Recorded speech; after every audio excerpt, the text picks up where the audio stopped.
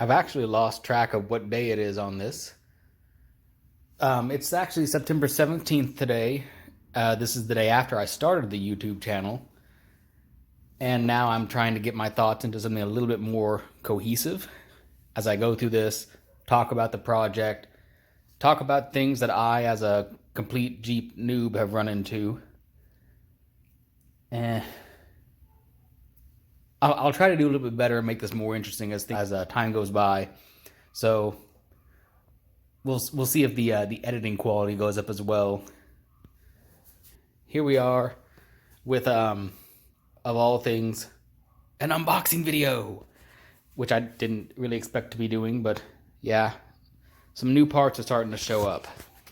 Namely, this fresh new gas tank. It did arrive with a little bit of slight damage there, but you know, it's just missing paint. It'll buff out, aka it'll just be resprayed with something. So yes, for those of you who weren't aware, in these old Jeeps, the fuel tank is under the driver's seat. It is not under the back somewhere. You're sitting on a 10-gallon potential bomb, so don't get hit on this side.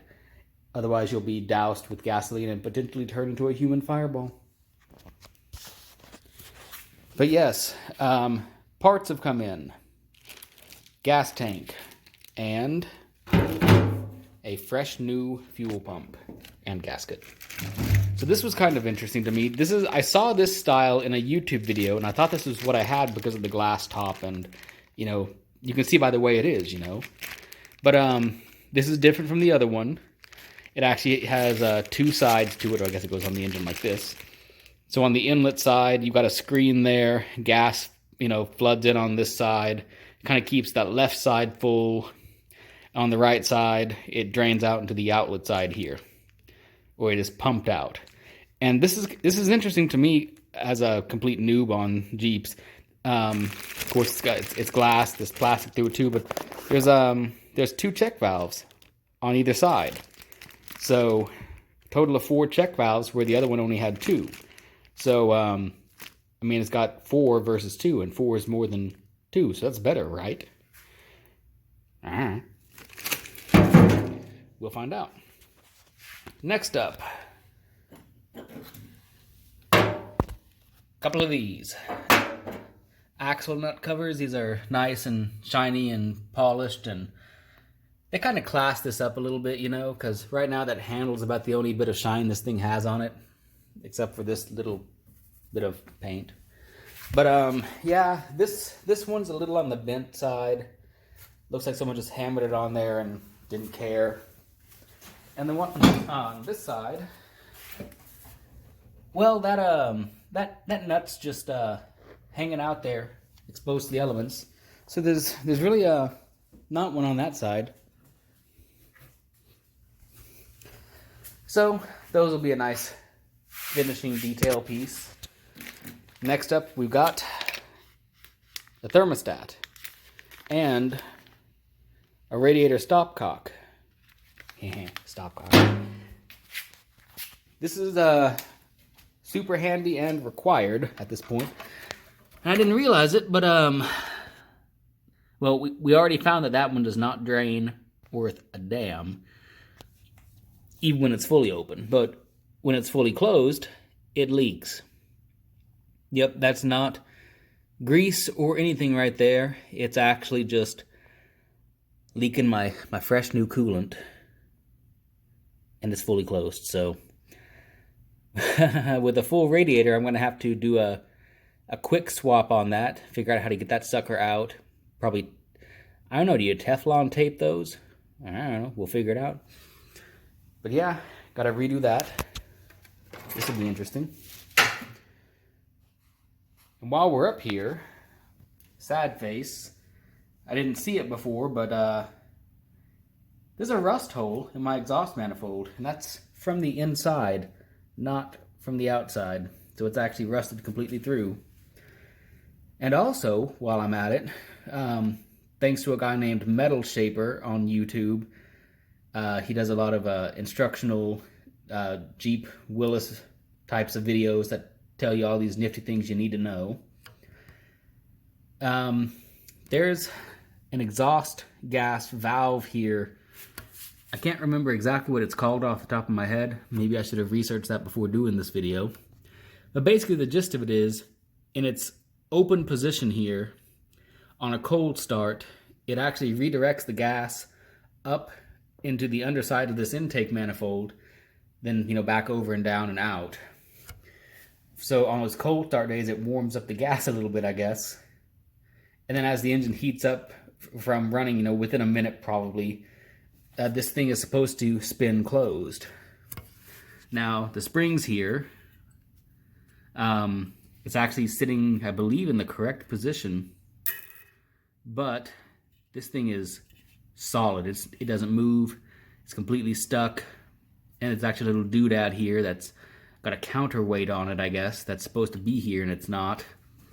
So normally, if you didn't have a big hole in the side of it, you would tap these out or drill it out or whatever you got to do to get the shaft out of there, put a new one in, weld a new fin on there or whatnot, and fix your spring, and it would work wonderfully again. In my case, it looks like I'm going to have to go ahead and remove this exhaust manifold and pick up a brand new one, or find a functional used one. So I got to figure that one out. Jeeps, man. You know what they say it stands for, just empty every pocket. Also, while I'm up here, there's another stopcock up here. Maybe it's just the valve. There's actually no open. Either way, the thing doesn't work. This would be, the head is tapped here for a heater, and I assume this is just, bypassing that heater setup. But yeah, because this heater is not hooked up, and that's probably because it leaks, doesn't work, piece of junk. Take it out, recycle it. But that valve, it doesn't work very well. I need to find a replacement for it. Yet another thing for me to figure out. These old Jeeps, man. It's not one thing, it's another. Oh hey, I was doing an unboxing video. Man, I just ramble too much, don't I? Also new. Wheel cylinders. Front ones. Rear ones? Rear ones. Because the fronts are bigger, I believe. Because generally you want more of your braking power in the front versus the rear. So I've been doing a lot of reading and getting a little bit smarter on old Jeeps. And, I thought I'd get by, just throw some fluid in the master cylinder and pump it a few times and get the air out the lines and you'll be good, right? No. Brakes are something you just don't mess around with. You do it right from the start and you don't have to worry about it. And of course, as I've mentioned, garage, hill, I want brakes. So I'm going to go ahead and pony up the cash, and I'm going to go ahead and just replace these things, master cylinder all the way to wheel cylinders. Just do the whole thing. Of course, I'm probably going to have to get into the brake drums and shoes and all of that. And it's probably going to be pricey. Like, I may not be doing the metal work and body work on this for a while. Pricey, but I'm still split right now. Do I go with the dual reservoir master cylinder or stick with the single one? I mean, let's face it, this thing's max speed is pretty much 45 miles an hour. I like being able to stop. I like being able to stop responsively when I need to. Brake drums on all four corners, they were sufficient for the time, but there are better options available. I don't know how well installing a dual reservoir system on this guy would work with the tub on it specifically. I mean, the brakes are down there somewhere. I can get to it from underneath, but you gotta apparently cut off an old bracket that holds the current master cylinder to put the new ones on. So,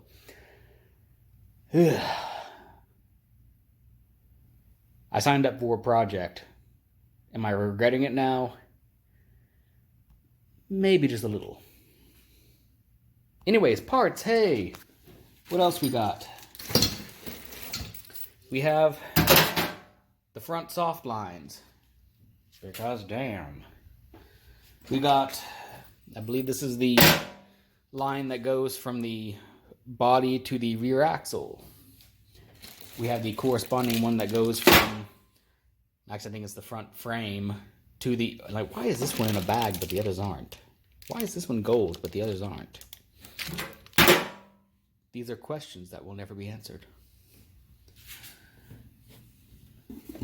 In order to have a parking brake, you need a brake shoe or two. I also got one of these. Where do these ants come from? Why are there still tiny little ants everywhere? I didn't actually need this. My original backing plate still has the original, but it came with the kit, and, well, so now I have a spare.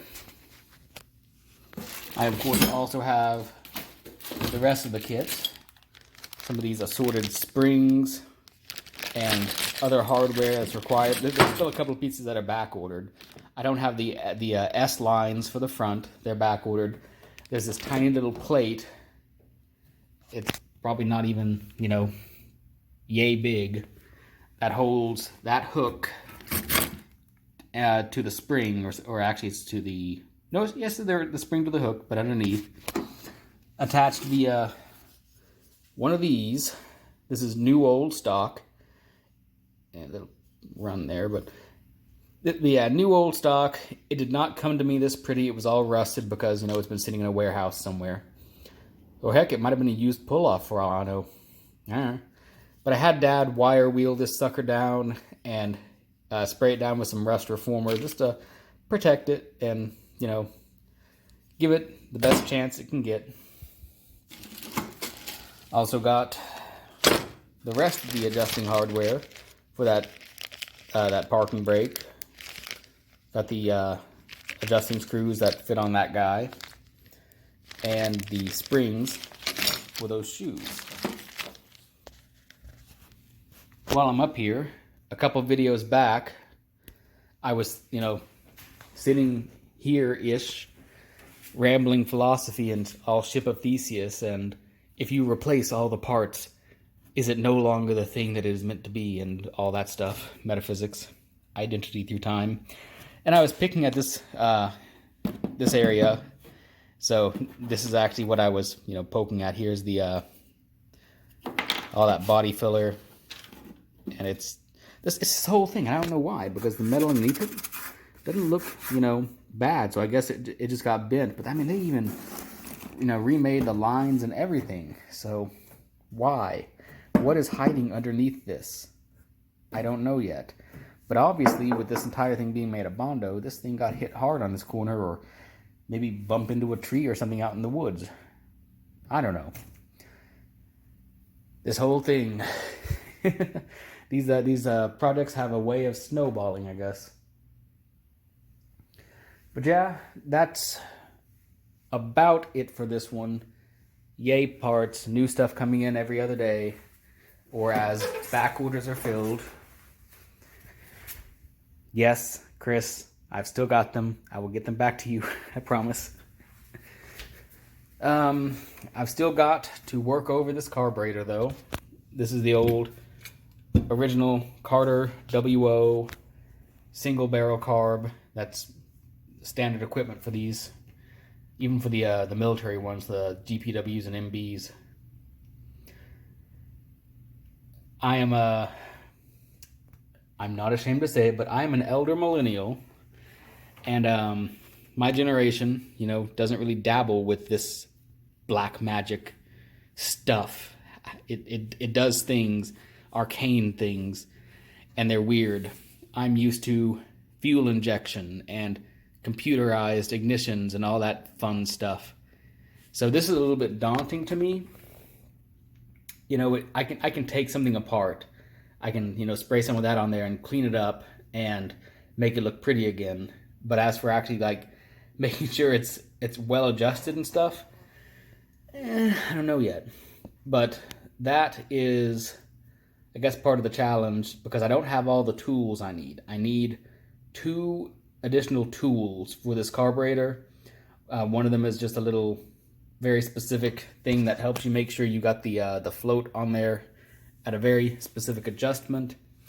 And the other is like a rod that goes under this in there to properly set the height on this rod here. And yeah, that needs to be cleaned. I think that should drop on its own weight. But yeah, that is very specific. It must be set up a very specific way if you want this carb to run correctly. I think it needs something like, there's a video out there on it. I'm sure you guys can find it. Google is a thing. YouTube is a great resource, but it's something like 17/64 is the measurement on it for the distance of play. I think if you get a really, like an architect ruler or an engineer's rule or something really, really detailed that goes into 64ths, you can probably measure it manually without the tool, but it's nice to have the right tool for the right job. So one day, hopefully soon, I will take the contents of this bag here, which has all these other little bags in it, and put all that on this guy and make it functioning and work correctly. And if by chance you guys were wondering why in every other video you'll see the camera shake going on, this is currently my my camera stand. It's a little drill press vise and a trigger clamp. So if it gets bumped, it wiggles. Yes, I am not a pro YouTuber. But that's it for now. Soon, hopefully soon, this sucker will drive.